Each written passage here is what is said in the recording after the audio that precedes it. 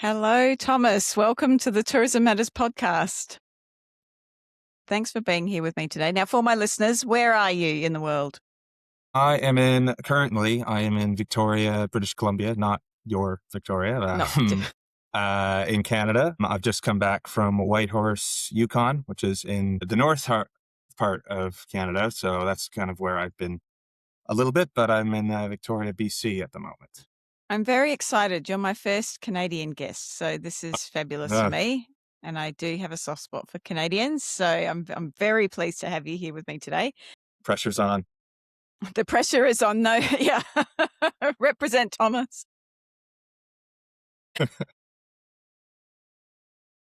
Right. So before we get started, a couple of quick get to know you questions so me and my listeners can understand Thomas Worry a little further.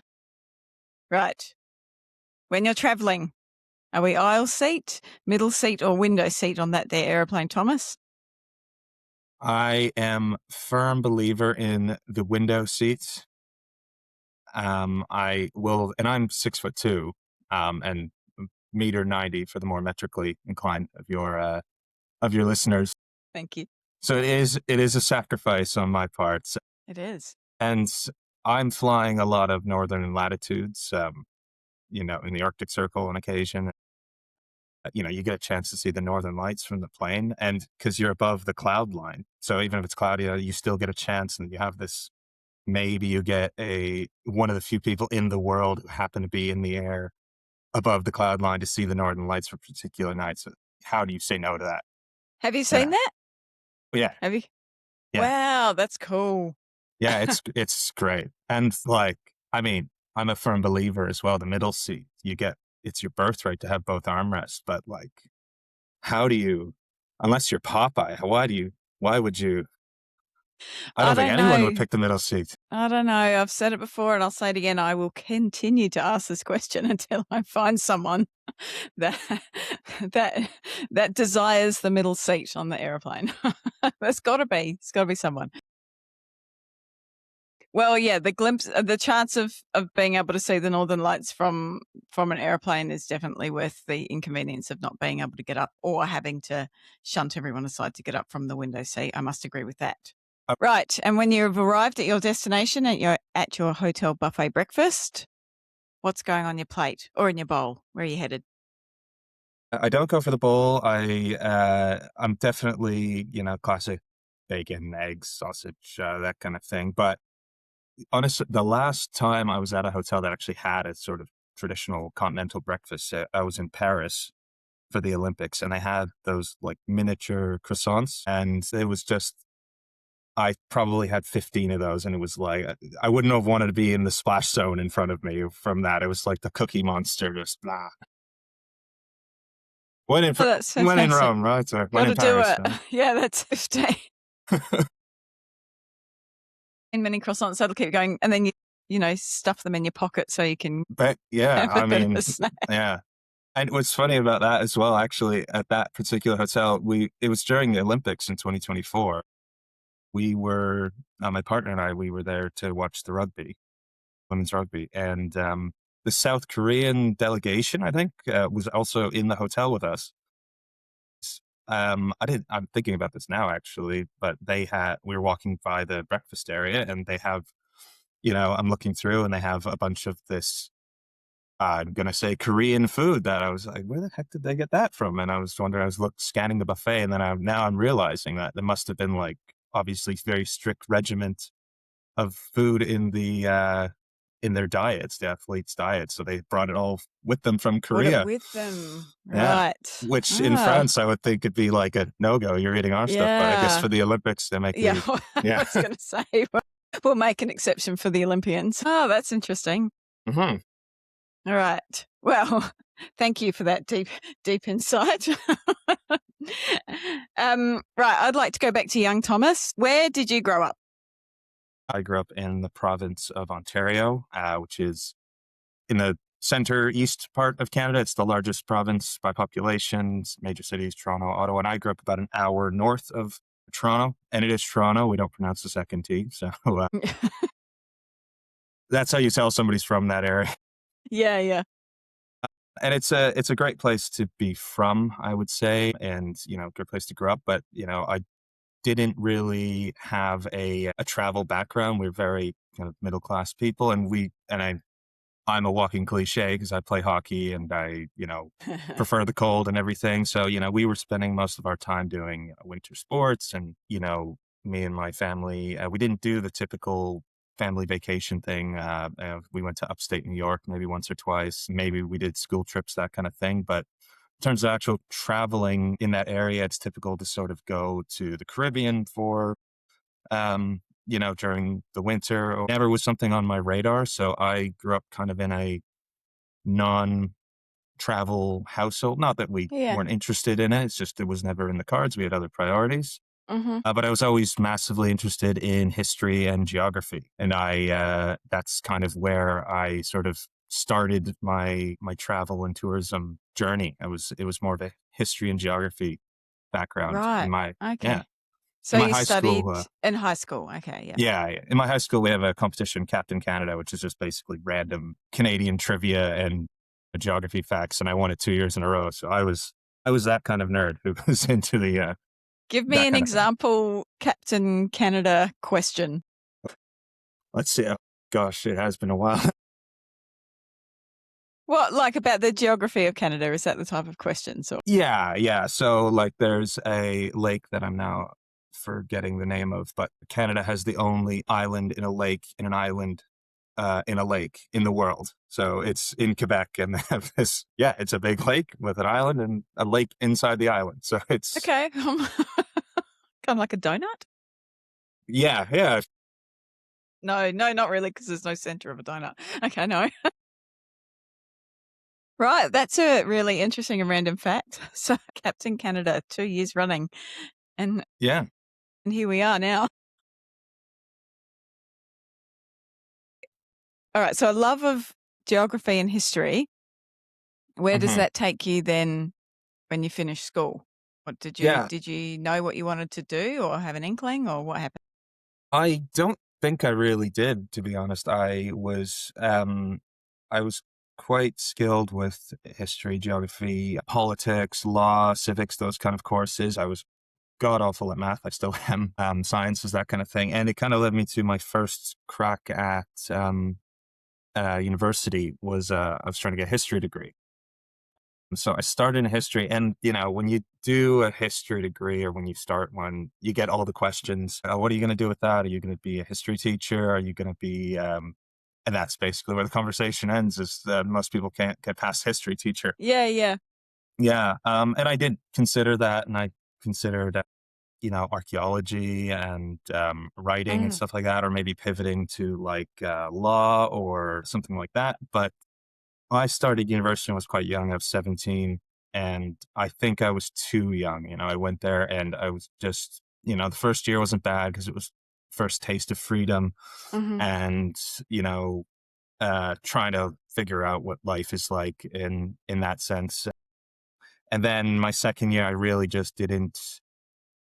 I knew that it wasn't for me, and I stopped kind of going to class. I really, the interest in the classes started to fade. Not that they weren't interesting, but it was challenging for me to really kind of get myself excited for this kind of stuff. And I pictured myself staring down the barrel of 3 more years of that. And I was, Yeah, okay. So do you yeah. think it university itself or the what you were studying, do you think?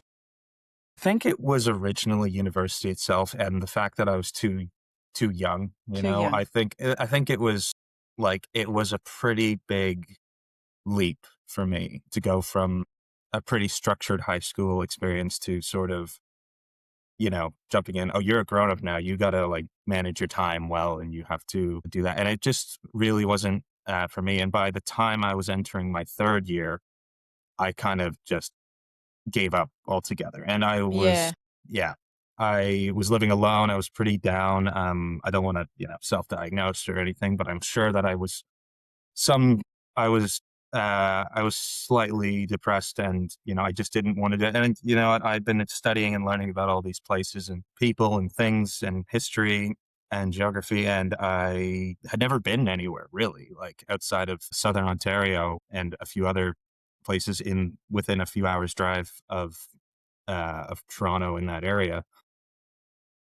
my I remember it distinctly. It was Halloween night in 2011, Okay. and I made a decision, and I used the money that was meant to go for my tuition for the next semester, which would started in January, and I bought a ticket, a round trip, a ticket for 6 weeks to London, and it was Wow. just on a whim, on a just sort of we're doing this, and it was like 11 p.m. at night, and Yeah. so but yeah, no, and I used that money to book my trip and sort of plan that out. And, I obviously had to explain that to my parents as well. And I think it's still up for debate to this day whether I left university or got kicked out. Yeah, I think mutual breakup at the very least. And yeah, it was kind of scary. I was 20 years old at that point, I think, or 19, I guess, and I hadn't really done anything. And I think that was the thing that sort of triggered me to kind of get off the couch and actually go to the places that I've been learning about and studying stuff. And I was a little hesitant. I chose the UK because it's an English speaking country, and I wanted to, sort of ease my way in, so to Hmm. speak. But that 6 week trip to the UK really changed my life. I had an incredible time. He really stepped into it was sort of the first step in finding out who I really was. And I was going through hostels. I was meeting local people. I was meeting travelers. I was doing all the fun stuff you're supposed to do when you're 19 and that kind of stuff. And I'd never even considered that before. And Wow. yeah, it was incredible. Just before we move on, then, um, would you have described like what was your personality like then? Were you introverted, extroverted? Was this a difficult, thing? I'm just thinking back. Last week, I spoke to a guy called Matt Scott, and he had a really similar story. He's from the UK, but he studied Russian studies in high school, Oh, and wow. then had never left the UK. And he said his first trip to London was to get his passport. And then he went to Russia and didn't go back to the UK for 3 years. So a kind of similar start, but he said he was very introverted. And it was very challenging for him, in that 3 years of traveling, but life changing, obviously. Yeah, I would say similar story as Mm. well. Not quite first time. What is his first time out of his to London Yeah. was to get his Yeah. passport. Yeah. I was a little more, maybe a little more out there than that, but Yeah. I would describe myself as incredibly timid. Mm.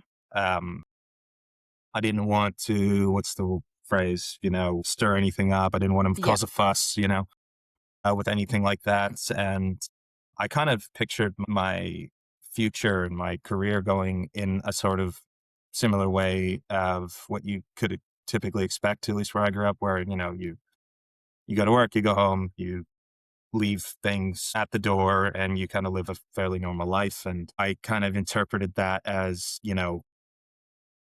how you should act is being timid. And I kind of grew up with that mindset. And I didn't really want to go out there and do that kind of stuff. But this was a real sort of like, if I don't do this, then who am I going to be sort of moment, Mm.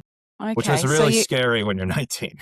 yeah, hats off to you. So 6 weeks just in England? So I actually I landed at Gatwick in south of London, and I didn't even go to London. I went directly to Bristol, Okay. England. I basically did a U around the UK. So, Bristol, and then I was in Wales for a little bit up to Liverpool. I took a Okay. ferry over to Northern Ireland, spent some time in Scotland, and then straight down Right. and spent about a week in London afterward. So in and around. Wow. Okay. And then you returned home? And then I returned home to some questions about what to do next, basically. And what was next? What were you thinking now? Uh, So I'd gotten the travel bug at that point. I was kind of waiting for the next trip at that point, and I think I had fully embraced the fact that I wasn't going to be following a typical path. And I actually discovered that a school in Canada, we have college and university. I don't know if it's the same in Australia, but a university is a 4-year degree program. A college is sort of a 2-year diploma with more practical applications, so to speak. Yeah. So there was a school not far from my hometown, about 30-minute drive, that had a tourism and travel program. And I looked into that and, um, I was like, what could this do for me? I didn't even know what I wanted to be or what I wanted to do. I didn't have anything in that mindset, but I was like, oh, maybe this will at least open a door for me to do something interesting and Mm-hmm. fun. And I could live with my parents, I could commute, and then, maybe get a little financial recovery after blowing Yeah. most of my tuition money on a trip.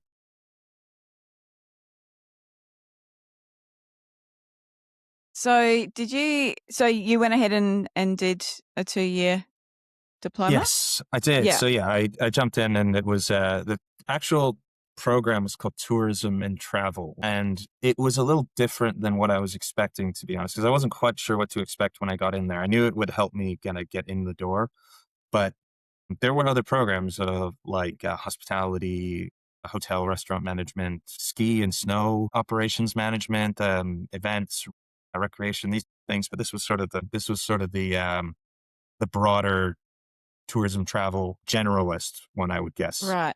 Okay. Yeah, and it had a co-op opportunity, co-op, like basically an internship through the Internship. school. Okay. Yep. Yep. Yeah. And with that program, it led me to a lot of opportunities. And within Canada, we're kind of famous for people, especially from places like Australia and Western Europe, you know, doing a year in a ski hill or something in Alberta, or, go lodge in Mm-hmm. Vancouver Island, something like that. And I saw those opportunities and like, that's kind of, you know, typical, isn't it? Like it's kind of boring. But then I had a chance. I saw an opportunity for a Whitehorse in the Yukon. Now, for those of you who don't know what the Yukon is within Canada, it's one of the three northern territories. It's right on the border of Alaska. It's sort of within like the southern part of Canada, the provinces where 99% of the people live. It's the sort of like in the mindset of most people, it's just this frozen wasteland of nothingness, and it's cold, it's dark, or um, it's, nobody lives there. Like, what is this kind of place? And I said, that's the one I want. That's the place I want to go to. And what Um, was it? What were you doing? so there were a lot of cruise ships going to Alaska, and there's one major port in Southeast Alaska called Skagway. It's one of the largest cruise ports in North America, just by natural geography. It can hold a lot of cruise ships, and it's one of the stops that basically every Alaska cruise makes while they're going up and down the coast. And it's about a 2.5 hour drive from Whitehorse. So they had a lot of Canadian operations as well, people coming off of the cruise ship, taking a train or taking the bus, getting across the border, and then getting into Whitehorse, and then eventually to another place called Dawson City further north in the Yukon. So basically that role would have been it was, what would have been called? Guest service host, I think was the title. Right. Okay. And I got in there, and yeah, I'd never been anywhere really within Canada either. And I wanted to see Canada. And at the time, and it still is quite expensive to fly within Canada, but it was much cheaper. And I still hadn't fully financially recovered from my little sojourn across the Atlantic. Yep. So I actually bought a bus ticket from Toronto to go to Whitehorse. So how far's that? How long would that bus ride be? It was 100 hours nonstop on the bus. It was brutal. Oh my God. I can't say it wasn't all bad. I would say I enjoyed like 80% of it, but that's still 20 hours of wishing you were dead while you're on the road. It was so long. Oh my goodness. Yeah, That's so but fun.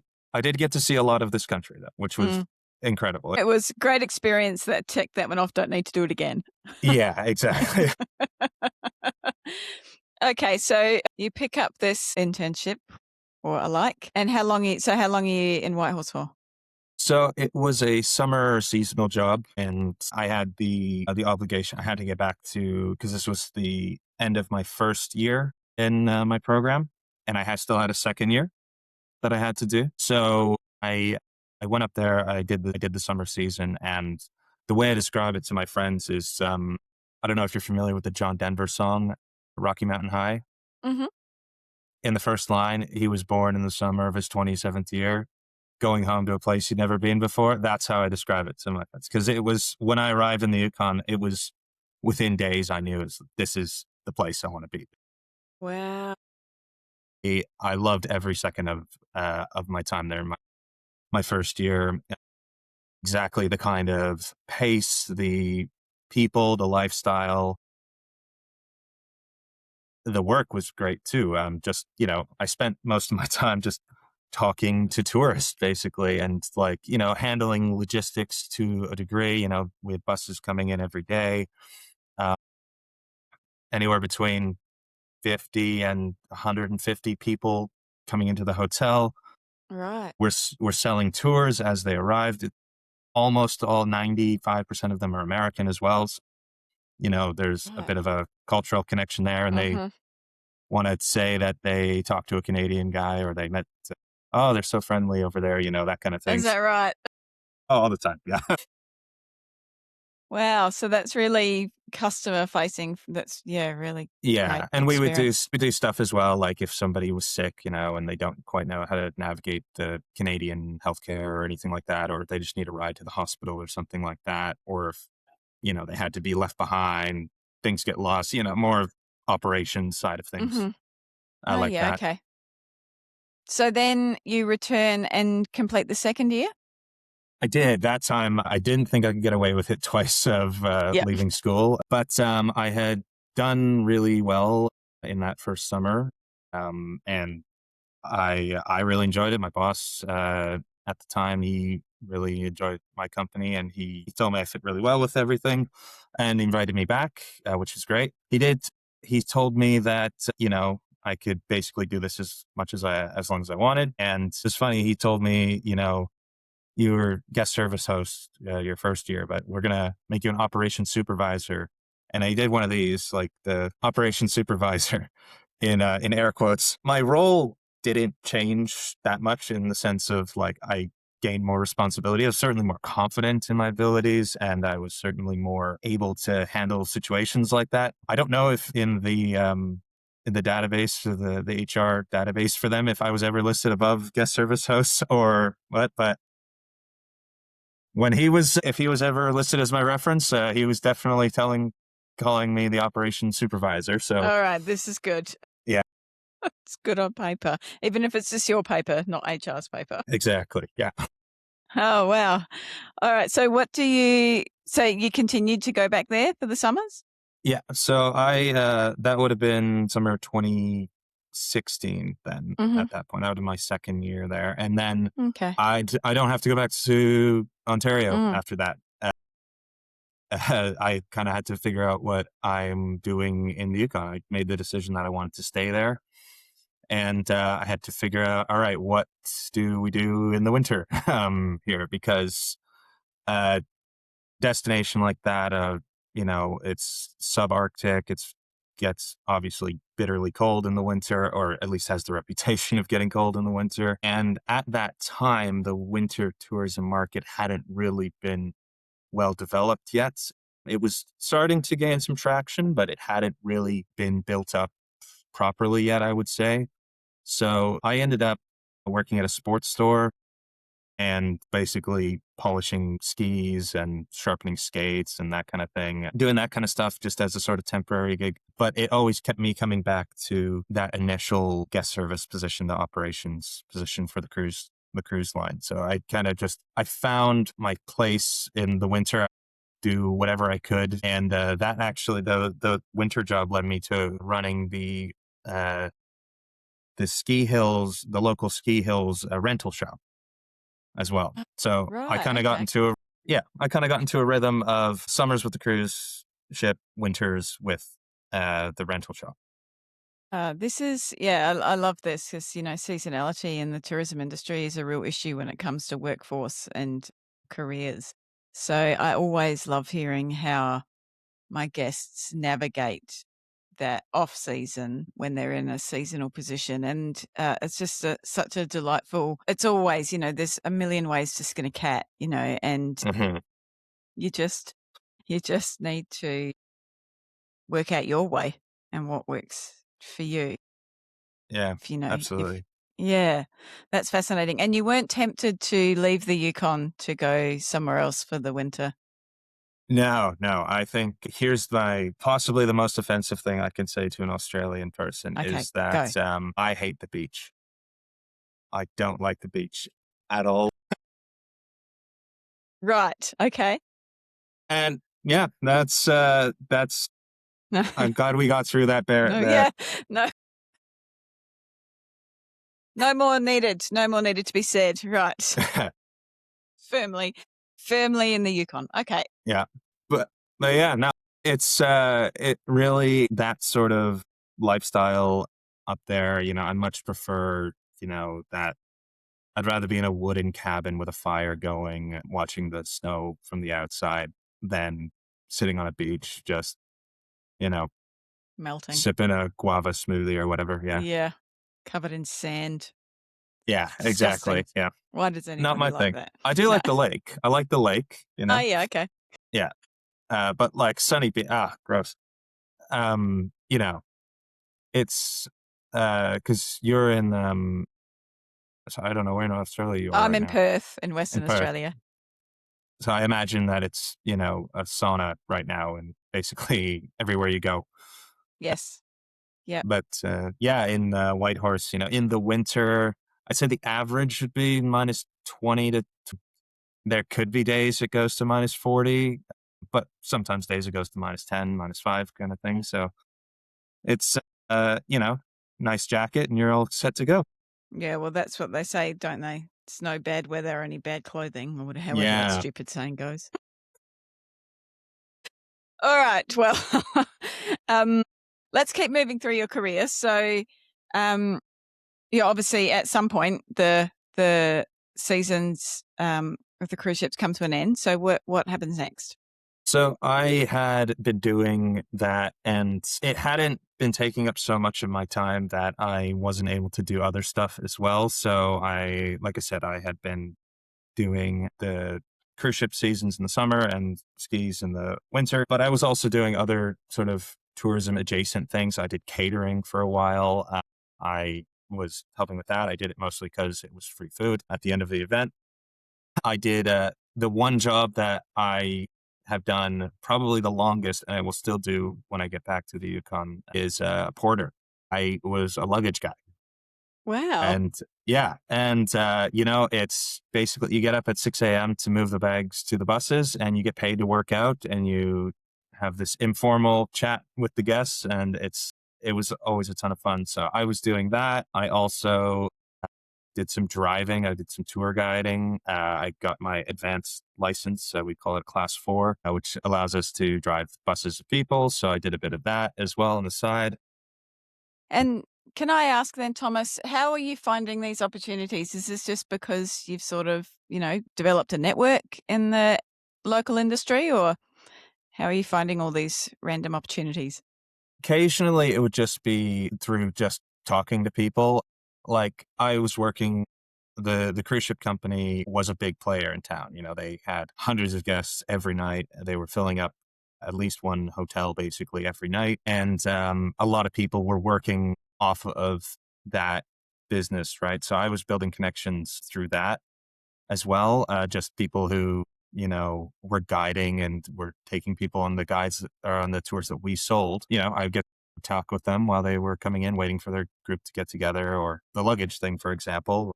I just was being particularly uppity one day, let's say, and I just said, "Hey, do you need a hand with the bags?" And catering was another gig where it was just a friend of mine who had been working the front desk of a hotel and then moved into a catering role, and they just were desperate for help. It was their first big catering gig, and a bunch of people called in sick.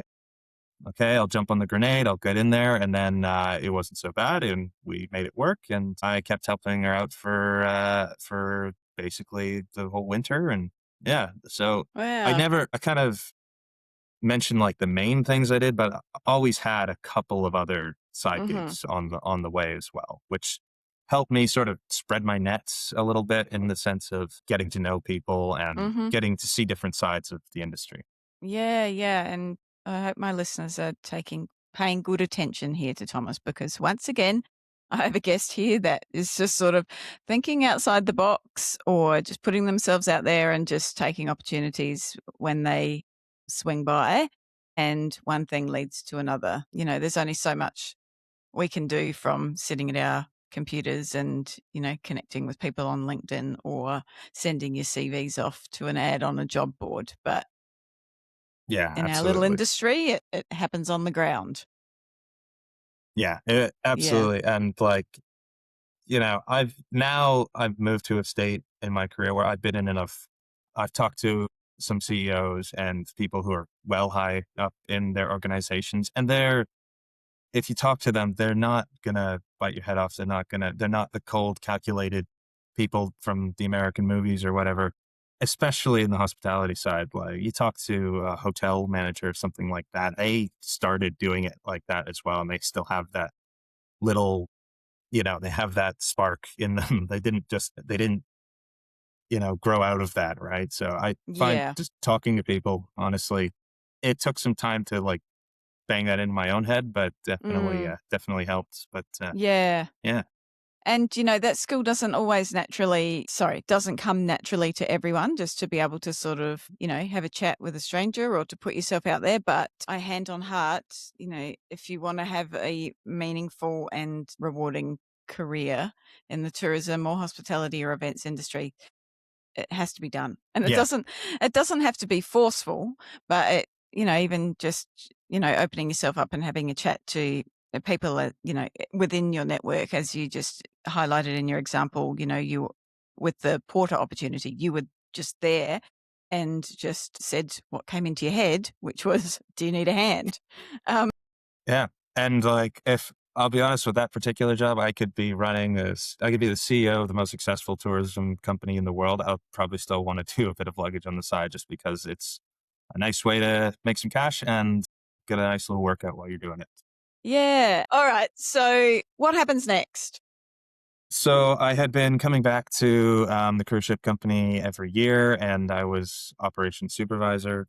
And then eventually there was a point where the person who hired me, the sort of my, I call him my mentor, really. He was sort of really helped me out on sort of the mentoring aspect of the role and that kind of stuff. And eventually he decided to move on to another spot. He was going to go work on cruise ships, which is something I never had the desire to do. I didn't Mm, want to be so far removed from my home life. And then his job opened up. And I hesitate to use the word my first real job because all the other jobs were, of course, real and valuable and skilled work as I made my way. But this was the sort of first year-round manager, professional sort of job that I found, and I was basically um, I'd been basically training up for it for the last at that point 5 years, 4 years of my summer life, and I had a really good idea of what I was jumping into.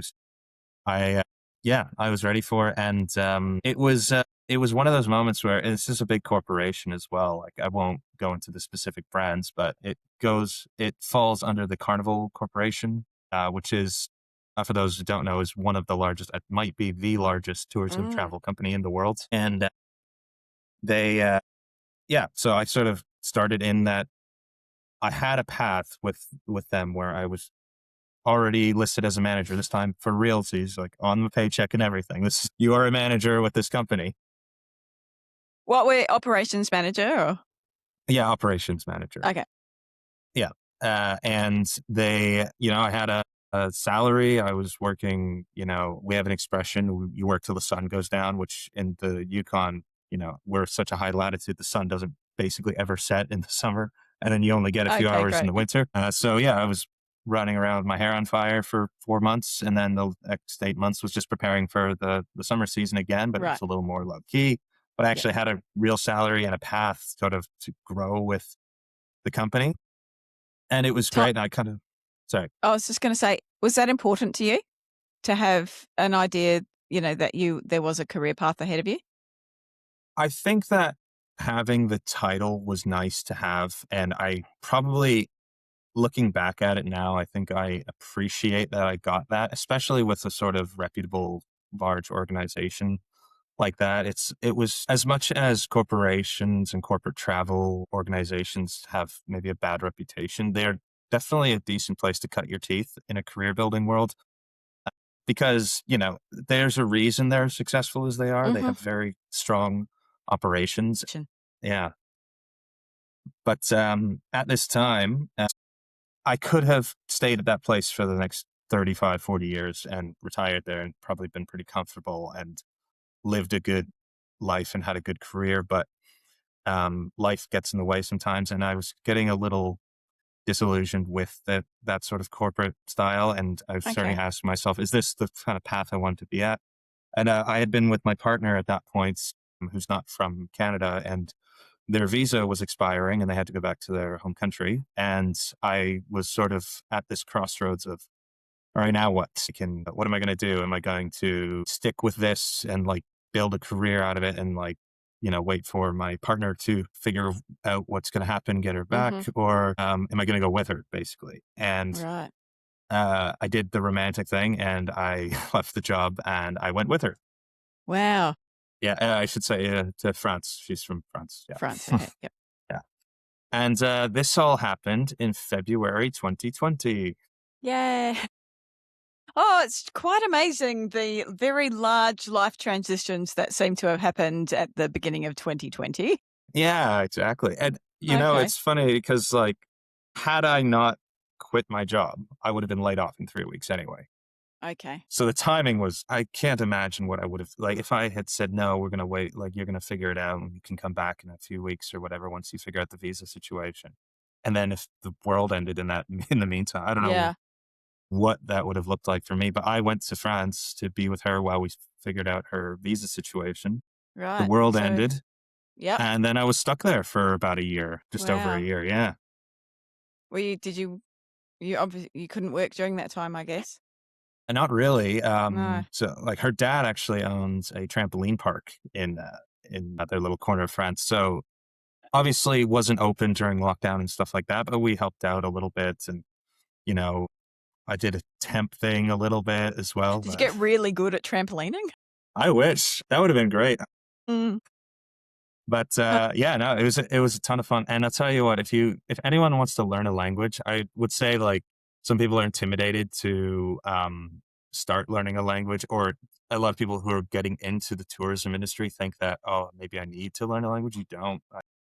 It helps certainly, but a great way to learn a language is literally being locked inside of people who only speak of the foreign language because none of her family spoke English. Yeah. so can you speak French now? Pretty good. It's not perfect, but like I said, a year of Good being enough. stuck inside. Yeah, c'est suffisant. Yeah. Yeah. Yeah. Wow. All right. So after a year, you returned to Canada?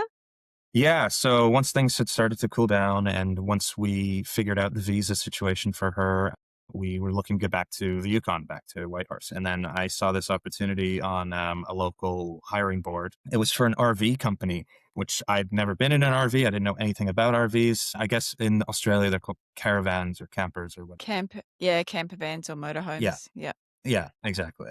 In North America, RV would be the term. But yeah, and I had no idea about it. But COVID had just sort of devastated their whole operation, not just in the sense of they couldn't rent anything to tourists anymore, but their staff had been completely gutted there.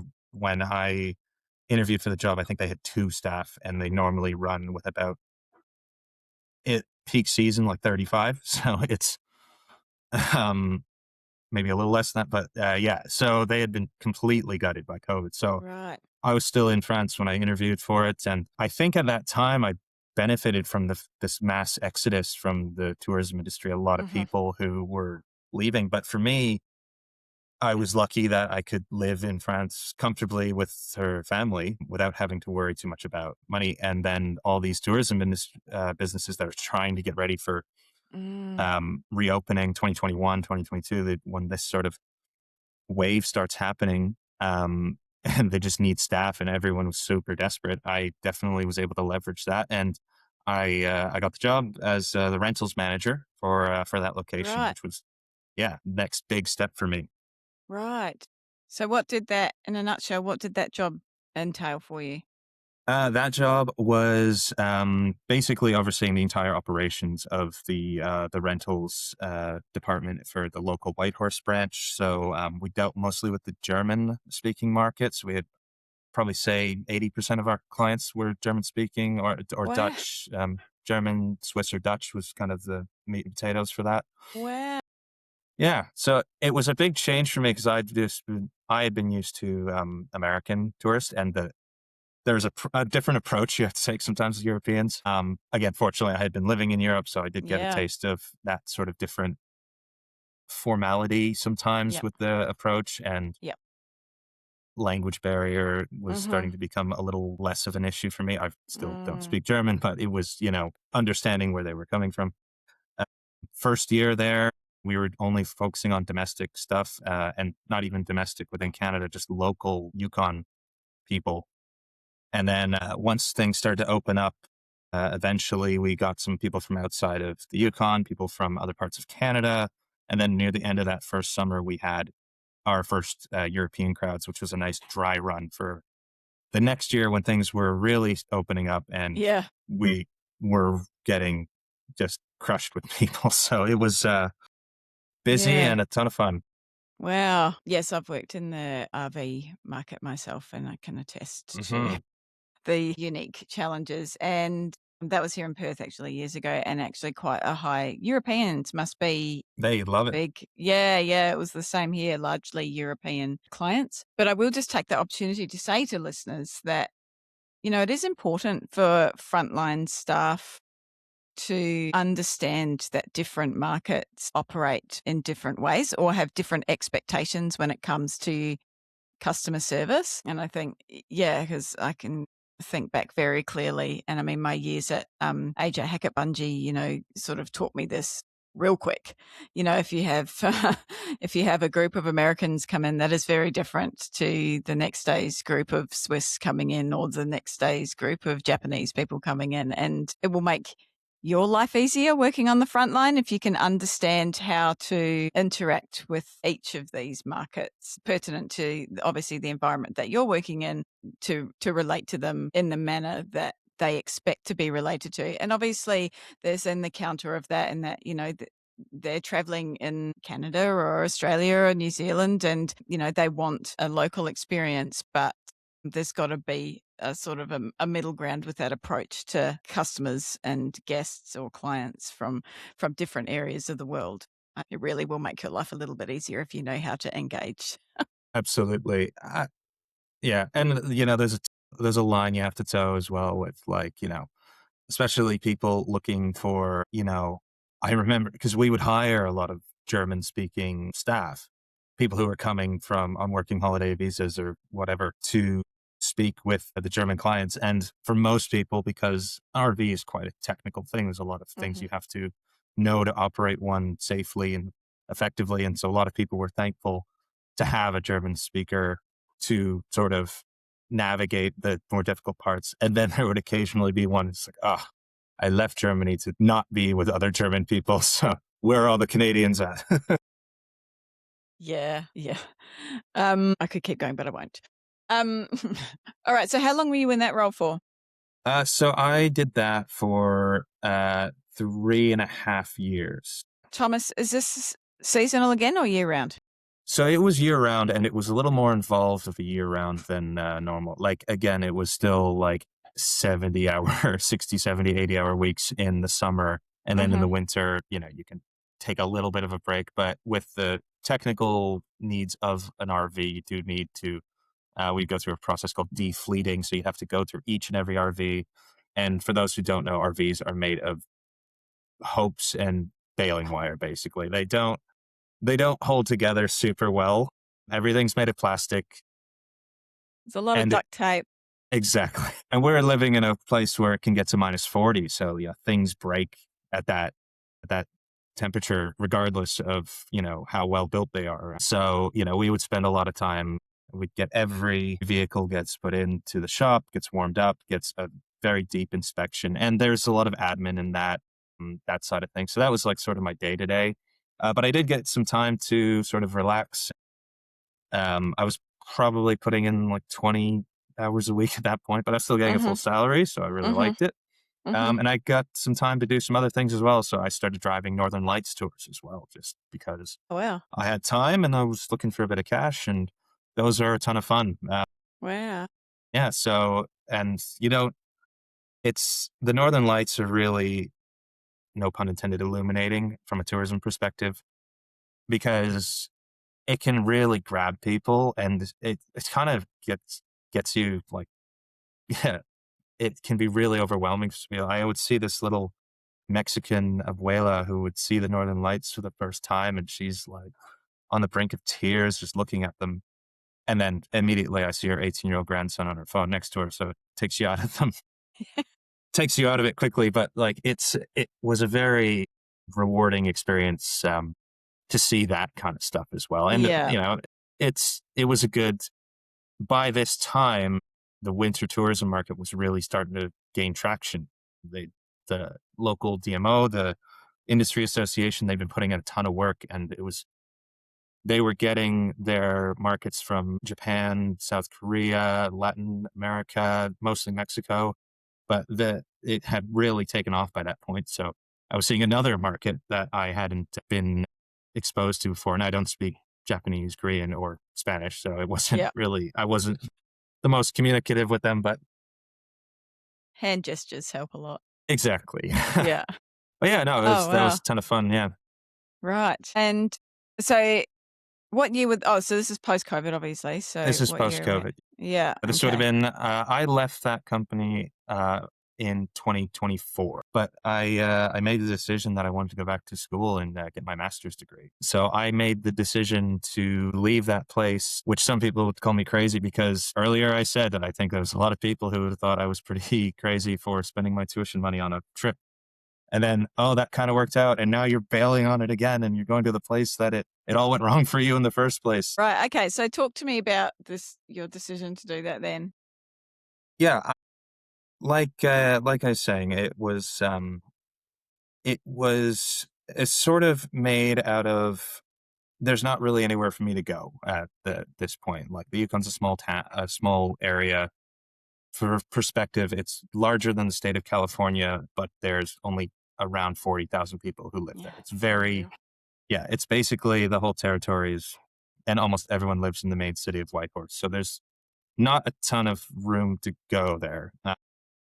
But and I could be running a different tourism organization. I could get into something a little less corporate, something more small. I could start my own thing, which is all great and Mm, everything. But I kind of wanted a foundation uh, to build off of for right. that, and give me some more options outside of industry potentially. Mm, So I found this opportunity at a place called Royal Roads University in Victoria, and they have a master's program in tourism management. And I kind of walked into that one the same way I walked into my original college experience of not quite sure what this is going to be. I think it's all positive for sure, but now I'm here and I've been doing it for the last. This will be almost a year to the day that I've been in it. I've enjoyed just about every bit of it. And while I'm down here, I'm still working in tourism. I've been doing tour guiding, and what I've really enjoyed about the master studies in tourism is there's a whole side of this industry that a lot of people get into it just because it's fun and they want to travel and they want to mhm. do stuff. And there's nothing wrong with that. There's absolutely nothing wrong with that. But there are very systemic issues that within the industry that need to be addressed and need to be planned for. The tourism industry is going to keep growing internationally. There's a lot of projections that say that we're going to close to double our international tourism arrivals in the next several years, and that's going to lead to a lot of issues of sustainability, cultural presentation. We have infrastructure issues. We've got regenerative issues. We're at the crossroads of a lot of impactful, um, impactful nature of the industry. didn't Mhm. word that well, and I feel like the master's program is helping me sort of see that macro view globally. Right. Um, yeah, it's an interesting spot to be. And I think a lot of people, like I was talking to someone from my own DMO locally, and I said, "Oh yeah, I'm doing my master's in tourism management," and they said, "Oh, I didn't even know you could do that. I didn't even know you could get." This Oh, is someone who works at a DMO. just for listeners, DMO being Destination Marketing Office? Yes, or Yep. management organization, depending on who Oh, you okay. get your Yep. definition from. Yeah, Yep. Okay. but yeah, so there's a lot of things that industry is going to be involved in, but can't solve on its own. I would say so. Mm, This the grad studies that I'm in is really sort of enlightening a lot of these issues for me. right. Do you wanna unpack that a little bit more? What sort of I guess what issue, if you had to pick one, what issue is sort of sticking out for you? Well, I would say that, I mean, probably the most urgent is environmental Mhm. sustainability and regenerative nature of tourism. We obviously it's something that everyone has to reconcile with how they balance their ecological impacts. If you I'd love to go to Australia maybe in the winter, but I'd love to go to Australia one day, but it is something I have to consider. That's a long haul flight that's going to be very difficult to offset that carbon impact. And I don't mean offset in the traditional manner of like just buying offsets or whatever, but you have to approach that. I'd say that's obviously the most urgent one. But there are other things. Right now I'm doing some research on how do destinations recover from a disaster or a crisis. How do you remarket for regaining your destination's brand? We had a forest fire in Jasper, Alberta, one of our biggest Mm. mountain tourist Mhm. destinations. It destroyed a third of the town, and they've done a really great job of rebranding after the fire, ensuring safety. And I mean, in Australia as well, you had your Black Summer just before COVID Mhm. hit as well. And the efforts that the DMO put in to ensure safety and get the Mhm. messaging out there, like there is an academic study of how to best approach that. And there's a lot of this tourism research that is incredibly useful and localized that industry operators, destination marketing organizations, destination management, they can integrate with that. I don't think they're doing a very good job just globally, certainly not in Canada, of the tourism industry and academics in tourism sort of Mm. working together. Like I said, there's people who don't even know you can be an academic in tourism. Mhm. Yeah. Oh, this is so interesting. I had a conversation with Professor Anne Hardy, and we spoke about this a lot in our podcast discussion, and that intersection between academia and industry. And Mhm. academia doesn't Doesn't always really, do a great job of yeah. you know. It doesn't get a ton of respect either, really, I would say. Like, I don't know if that's sort of just my impression sort of thing, but there's an Mm, interdisciplinarity, which is a fun word to say, mm, within tourism. Like, we have to draw from economics and culture and um, social sciences and psychology and business and marketing. And I think that, like, it lacks an identity of its own in a way. mm, Um, and a lot of people can become tourism researchers from other professions, and maybe it's not quite as easy to go the other way for some people. Maybe I equate it to sort of, there's also this association with sort of leisure and hedonism almost with tourism, but mm, crossovers with like really important topics like environmental protection and, even just general human migration. Tourism plays a mm. role in that. I think of it like, who Roger Ebert is, American film critic. No. He's famous for, he thought that video games were not considered a form of art. Oh, And it's okay. kind of new media coming in and that kind of thing. And I kind of equate that to how tourism is viewed within some academic circles, just because, Right.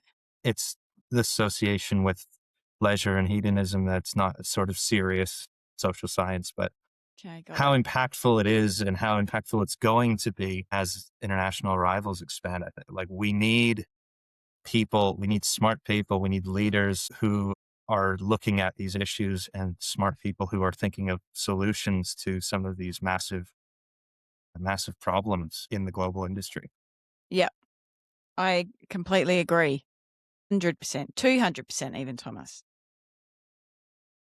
Well, we we do, and I've said it before on the podcast. We need, smart people with their head and their heart in the right place to lead the tourism industry into the future with, as you've said, rising tourist numbers, but then also at the same time increasingly important and urgent environmental issues that need to be addressed, on a local scale, but worldwide. So, yeah, it's an interesting time. And I'm glad that there's people like you out there that are taking these issues seriously. And, for all intents and purposes, going back to study for a couple of years is, a sacrifice on your behalf. And there's certainly people in my inner circle who would very much agree with you. It was definitely a controversial decision at the time. Yeah. We have an expression in the Yukon, and I don't know if it made it to other parts of the English-speaking world, but Let's see. don't look for the gold, sell the shovels, or something along those lines. So, you can you can get rich finding gold, but you can get Okay. richer by selling the shovels to the guys Got who it. are looking for the gold. Being in the tourism industry in a role where you're selling the shovels of building the industry around you and helping the people who are actually looking for the gold and finding that gold and polishing that gold, if you want to really dive into the Hey, there we metaphor. go. Yeah.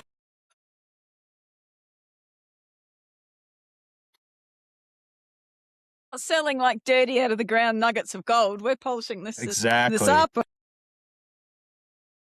There you go. Yeah. Well, that's so true. Our tourism operators, at the end of the day, tourism is tourism is our operators. Tourism is the hotel you stay in. Tourism is the airline that got you there. Tourism is the restaurants you eat in when you're in your destination. Tourism is the tours that you do or the activities that you do. And without those things, then there is no draw to go to a destination or no ability to go to a destination if there's no way of getting there. So academia and industry professionals, the whole reason for your existence should be to support the operators, to help them act in a sustainable way, sustainable environmentally, sustainable from a business perspective, sustainable from a staff training and development perspective, keeping your staff happy and keeping them around and keeping them learning, and sustainable from a, we want tourists to have a great time while they're here with as minimal impact as possible, hopefully learn a thing or two while they're here, take it back home with them, and then be even better people when they go home. And Absolutely. yeah. I think that like the approach that I've been taking with my with people I hire in previous roles and the approach I'm going to take in the future, you just want people, not just your staff, not just your guests, everyone that you work with to become the best versions of themselves. And tourism is a really powerful lever for that. When going back to my time in with the RVs, if I bring in a German working holiday visa student or something like that, and they've come in, and I would want another goals. Are you here to just have as much fun as possible, make some money and go on? That's totally fine. Let's work toward those goals. But if you want to use this as like a way to learn English better or build a career in tourism and use this as a launch pad to get back and think, all right, let's work with that goal in mind. Let's let me schedule around that. And then same with guests as they come in, you don't want to, maybe don't outright ask them, what is your goal with this vacation? Where do you Although see it wouldn't be yourself in 5 years? Yeah. I'm thinking of anything but that right now when I'm on my vacation. But, like maybe don't ask them directly, but there's a reason they came there, right? Yeah. And you can ascertain that type of information without having to ask the question, I believe. You just chat, chat with guests and you can work out, pretty quickly, what is going to equal I've had a great time here. Yeah, for them. And you're right, that is different for everyone. Yeah, so winding up here, have you got sort of a vision for your future when you finish study? Do you know, well, you obviously don't know what that's going to look like, but have you got an idea of what you want that to look like? Well, I think, unfortunately, as much as I've been a booster for academia and tourism, at least within Canada right now, there's been a lot of cuts to education, post-secondary, and tourism. Again, possibly with this association of leisure and that kind of thing. It's one of the first things in the chopping block. So there's a lot of programs, and not even just recently. We had an election last year, and there's been some budget measures that have been put in with the new government. Yeah, tourism education's been one of the first things cut. So, I can't walk out guaranteeing that. I would like to contribute further to the Yukon's tourism ecosystem, I would say. I think my favorite part of any job I've had is the mentoring side and getting people excited about working in the tourism industry, especially in the Yukon. It's one of the I will say that I don't know if Canada is the best place or best country in the world, but I will say it's the best looking. And I think I can get people excited about that and getting people built into this industry. Even if they don't end up making a career of it, they can sort of see what's out there at the very least. So Mhm. I want to contribute to that sort of infrastructure, whether that goes private sector again, which, Mm. I would be fine with, the public sector maybe having a little more of a broader impact, or industry association, or however Mm. I want to do it, or even just going out on my own. I don't think there's a world where I'm going to ever just be doing one thing, going to work at 9, coming home at 5, and not doing anything else. So Yeah. yeah, that probably didn't answer the question, but No, it did. It did. It did. Yeah. Yeah. Well, we know anyway that you will be lugging suitcases around at some yes, point. Yeah, during absolutely. your. All right. Well, thank you so much, Thomas. Have you got anything you'd like to add before we sign off today? I would say that I feel like this is the time where you drop some fancy philosophical lines, but yeah, Do it. actually,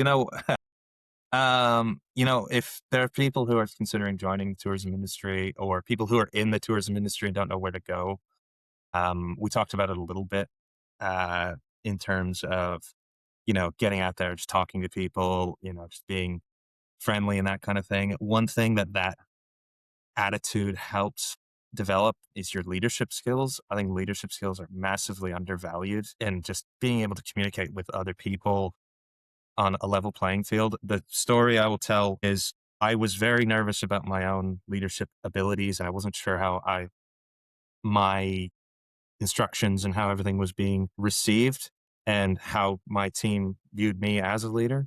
And then I was going back to Halloween on this one. There was a Halloween, it was a day, just a normal working day, Halloween. I had a meeting, so I couldn't dress up and be fun. But I got to work that day at the RV place, and it's off season now. Things are winding down. And I had 2 cleaners that I had hired. And I said, "Oh, why aren't you dressed up for Halloween?" And they said, "Check again." And I saw them. They had painted their faces with a beard that looks like mine. Oh my God. They had they had a clipboard, which I always carried, and a lanyard, which I always carried, and they had dressed as me for Halloween. And I was just, you don't do that with somebody that you disrespect. You don't do that with somebody No. you don't appreciate. And that was sort of the moment of like, okay, I think I'm at least doing something right. I Yeah. was almost tearing up. It was very, very nice. So develop those Yeah. leadership skills, and maybe somebody will dress as you for Halloween. Wow. Nobody's ever dressed as me. Maybe somebody out there will dress as me one day. Yeah, you're 100% spot on there. Leadership is,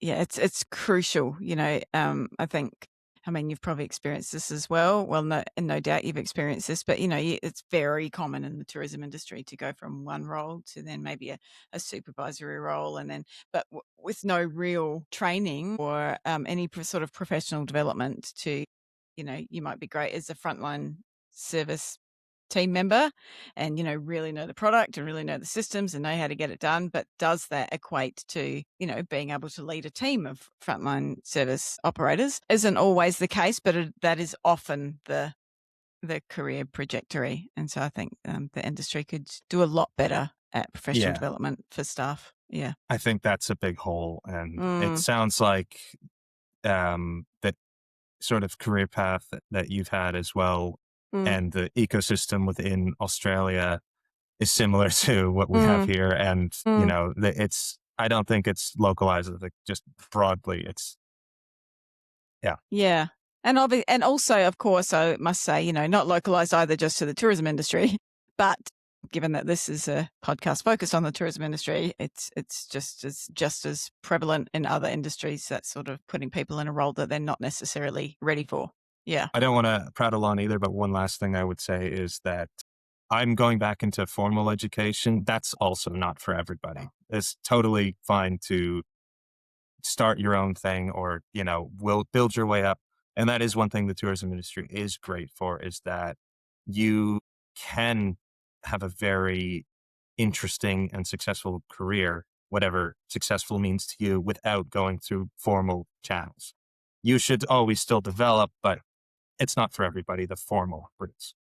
Yeah. And thank you very much for making that point, because that's so true.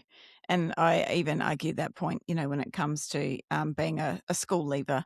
If you feel like going and doing a diploma or a degree in tourism is what is going to be comfortable for you, that was me. I felt like I needed that kind of couple of years to understand the industry. But if that's not for you, again, 100 ways to skin a cat. You just you do what's right for you, and our industry welcomes that. Absolutely. All right. Well, thank you, Thomas. This has been a real pleasure. Thank you. Once This has been a again. lot of fun. Have I represented Canada well? You have. Yeah. I think I might have another Canadian on when the opportunity presents itself. All right. Well, thank you again. I will put your LinkedIn profile in the show notes so people can connect with you on there and reach out and, network like we're telling everyone to do. Absolutely. All right. Thanks again, Thomas. Thank you. All right. See you later.